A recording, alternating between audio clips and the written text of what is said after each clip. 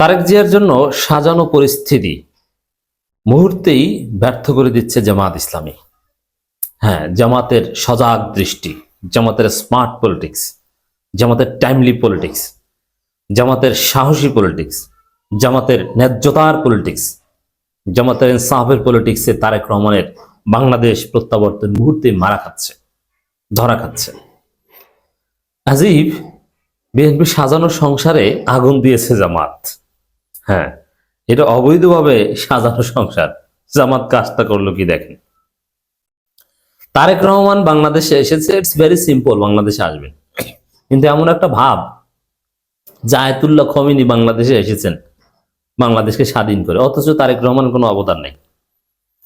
ঠিক আছে, এটা বিএনপি আয়াতুল্লাহ খমিনি মনে করুক আর ডোনাল্ড ট্রাম্প মনে করুক তারেক রহমানকে, তাতেও কোনো আপত্তি নেই। কিন্তু সমস্যা হচ্ছে তারেক রহমানকে এই যে সম্ভাব্য প্রধানমন্ত্রী বা রাষ্ট্রীয়ভাবে অন্যায্য এমন সুযোগ সুবিধা এনে দেওয়া হচ্ছে, যেহেতু বিএনপির দালাল আছে বিভিন্ন জায়গায় বা প্রশাসনের গান্ডুরা অনেকে চিন্তা করে যে ভোট বিএনপির থাকুক আর না থাকুক, ভোটের মাধ্যমে বিএনপি 100 বছর ক্ষমতায় থাকলেও আমাদের আপত্তি নেই, আমরা যৌক্তিক সমালোচনা করব এবং সমর্থন করব, জনগণ ভোট দিয়েছে, বিএনপি ক্ষমতায়, দ্যাটস ইট। কিন্তু আমাদের প্রশ্নটা হচ্ছে যে যেই বিএনপির ভোট নাই, এরা ক্ষমতা আসতে চায় ভোট চুরি করে। প্রশাসনের এক শ্রেণীর গান্ডু ধরে নিয়েছে যে ভোট নাই তাতে কি, সিস্টেম করে, মেকানিজম করে, সূক্ষ্ম কারচুপি করে, চুরি করে, চামারি করে এরাই আসবে, অতএব এদের দালালি করি, এই চিন্তা থেকে। কারণ বিএনপি না আসলে তো তাদের ঘুষ চলবে না। ওই প্রশাসন এবং সরকারের মধ্যে বিএনপির দালাল আছে, এরা মিলে রাষ্ট্রীয় এমন সুযোগ সুবিধা দিচ্ছে অন্যায্যভাবে, যেটা সম্পূর্ণ বেআইনি, যেটা পক্ষপাতমূলক, এটা হচ্ছে। তো এই জায়গায় প্রথম কথা হচ্ছে জামাত আনুষ্ঠানিকভাবে যে কাজটা করেছে, আমি আসছি সেদিকে, তার আগে সাধারণ জনগণই তো এটাকে খেয়ে দিয়েছে, ব্যাপকভাবে প্রশ্নবিদ্ধ করেছে। যেমন আপনারা জানেন যে এলিভেটেড এক্সপ্রেসওয়ে না কিসে যেন 4 ঘন্টার টোল নেবে না তারেক রহমান দেশে আসে উপলক্ষে। এটা এটা কি, এটা কি জনগণের সাথে ফাজলামি না? রাষ্ট্র পরিচালনার নামে ফাজলামি, ইত্রামি। তারেক রহমান দেশে আসবে, 4 ঘন্টা টোল নিবে না, এই সিস্টেম কে করেছে, কারা করেছে, এর সাথে কারা জড়িত, কোন আইনের ভিত্তিতে করেছে? হ্যাঁ, সরকার চাইলে সারা জীবনের জন্য টোল ফ্রি করে দিতে পারে, কিন্তু একটা রাজনৈতিক দলের জন্য টোল ফ্রি করে দিবে, তাহলে জামাতের 3 তারিখ যে মহাসমাবেশ, তার জন্য টোল ফ্রি করে দেন। মানে এই অন্যায্য কাজ করছে। আপনারা দেখেছেন সোশ্যাল মিডিয়ায় সেই টোল ফ্রি করা, এগুলোর তীব্র সমালোচনা হচ্ছে।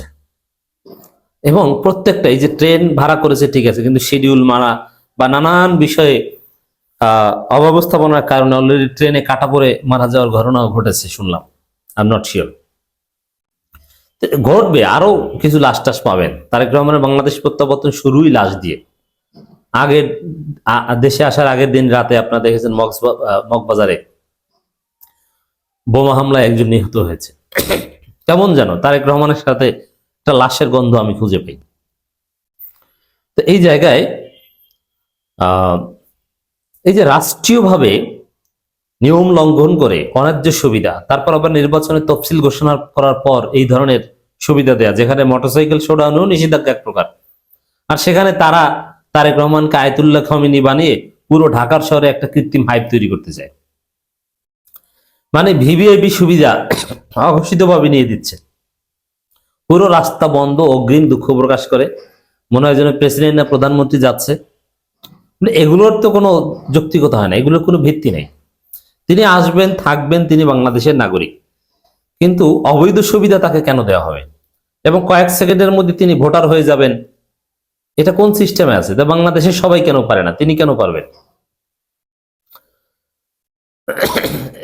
এবং 3 দিনের কর্মসূচির কথা অলরেডি জানানো হয়েছে। 3 দিনের কর্মসূচি উপলক্ষে এই জায়গা যাবেন, সেই জায়গা যাবেন, এগুলোকে কেন্দ্র করে যে আয়োজন শুনছি, তা তো ওগুলো প্রধানমন্ত্রী প্রেসিডেন্ট সুলভ না। অলরেডি তো ধরা খেয়েছে যে সোশ্যাল মিডিয়ায় রাজনীতির মূল অনুষঙ্গ যেটা, তারেক রহমানকে নিয়ে আলোচনা নেই, আলোচনা জামাত এনসিপি সমঝোতা নিয়ে। এবং আলোচনা অন্যান্য বিষয় নিয়ে আরো আলোচনা দেখবেন, কর্নেল অলিকে নিয়ে আলোচনা দেখবেন, শিবিরের সদস্য সম্মেলন নিয়ে আলোচনা দেখবেন, এরপরেই দেখবেন জামাতের মহাসমাবেশ নিয়ে। তো দর্শক, জামাত যে কাজটা করেছে, একটি দলের নেতা বড় প্রোটোকল পাবে আর বাকিরা পাবে না, তা হয় না। ইসিতে জামাত, নির্বাচন কমিশনে যে জামাত ইসলামী এই কথা বলে এসেছে, এক প্রকার নালিশ দিয়ে এসেছে যে একটি দলের বড় নেতা সে আজিব আয়াতুল্লাহ খোমেনি আর চরমনায় পীর সাহেব কি, তিনি তো কবর জিয়ারত করতে যান নীরবে নিবৃতে, পুরো রাস্তা বন্ধ হয়ে যায় না, অ্যাম্বুলেন্স আটকে যায় না, আমিরে জামাতের কারণে কোনো অ্যাম্বুলেন্স আটকে যায় না, মানুষ আলাদাভাবে জামে পড়ে না, রিক্সাও থেমে থাকে না। তো তারেক রহমানের জন্য থেমে থাকবে কেন? হুইজ তারেক রহমান? বাংলাদেশে তার কন্ট্রিবিউশনটা কি? তিনি কি ছিলেন বাংলাদেশে? কিচ্ছু না। একটা দ্বিতীয় বৃহত্তম দলের প্রধান, এবং যে দলকে মানুষ এখন চান্দাবাজ বলে, যে তারেক রহমান বাংলাদেশের ইতিহাসে একজন বিতর্কিত রাজনীতিবিদ, 21 আগস্ট গ্রেনেড হামলার মাস্টার মাইন্ড বলা হয়, এই নৃশংস ঘটনার সাথে তিনি জড়িত বলে ধারণা করা হয়। 10% সব জায়গা থেকে চান্দা খাইতেন বলে ধারণা করা হয়, বা চাউরাজ। এই প্রথম আলো এটা বলেছে। হাওয়া ভবনে কি মহা দুর্নীতিবাজ হিসাবে আখ্যায়িত করা হয়েছে বিএনপির আব্বা প্রথম আলোর মাধ্যমে। সে বিতর্কিত রাজনীতিবিদ দেশে আসেন, তাকে ঘিরে এত সুবিধা কেন? তো জামাতের প্রশ্ন, এত প্রোটোকল এটা হতে পারে না, এবং এটা আচরণবিধির লঙ্ঘন কিনা এটা ইসিকে খতিয়ে দেখতে অনুরোধ করেছে। এখন যেহেতু এটা ইউনূস সরকার এবং ন্যায্যতা সমতা নিশ্চিত করতে বাধ্য হবে, এ জায়গা জামাত যেভাবে সোচ্চার হয়েছে, এনসিপি জামাত তো এখন আবার জোট, সবাই মিলে যেভাবে সোচ্চার হবে, সামনে দেখবেন তারেক রহমান অতিরিক্ত কোনো সুবিধা পাবে না। নির্বাচন কমিশন, ইউনূস সরকার বাধ্য হবে তার অতিরিক্ত ফাও সুবিধা কাটিল করে সমতা ন্যায্যতা নিশ্চিত করতে। জামাত সেই বন্দোবস্ত করে এসেছে। এটা না করলে নির্বাচন হবে না। নির্বাচন কি তারেক রহমান ক্ষমতা নিয়ে দেবেন? ফাজলামি মারান, পিঠের চামড়া থাকবে না। প্রশাসনের কোন কোন বিএনপির দালালেরা এই দালালি করে রাষ্ট্রীয় সুবিধা দিচ্ছে অন্যায্যভাবে তারেক রহমানকে, ওই প্রশাসনের দালালদের চিহ্নিত করা হবে এবং ওদের শাস্তির মুখোমুখি করা হবে। ওরা বাঁচতে পারবে না, কোনো ফাজলামি চলবে না। জামাত জাস্ট ভদ্রভাবে যে অভিযোগ দায়ের করে আসছে নির্বাচন কমিশনে, এই অভিযোগের ফলে ইউনূস সরকার এটা করতে বাধ্য হবে। Just wait and see. আমার মনে হয় না যে তারেক রহমান বেশি দিন দেশে থাকতে পারবেন।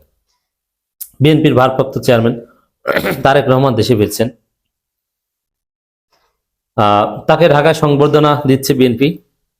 পোস্টার, ব্যানার, প্রচার প্রচারণা, নির্বাচনী আচরণ, এগুলো যেগুলো আমরা দেখেছি, এগুলো আচরণবিধির লঙ্ঘন। এটা জামাত পদক্ষেপ নিতে এবং সজাগ ভূমিকা পালনের আহ্বান জানিয়েছে, খতিয়ে দেখতে বলেছে।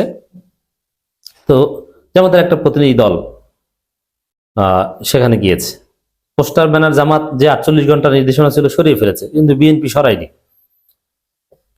সব মিলিয়ে তারেক রহমান বা বিএনপি সাজানো সংসার মনে হয় ভেঙে যাচ্ছে, এলোমেলো হয়ে যাচ্ছে।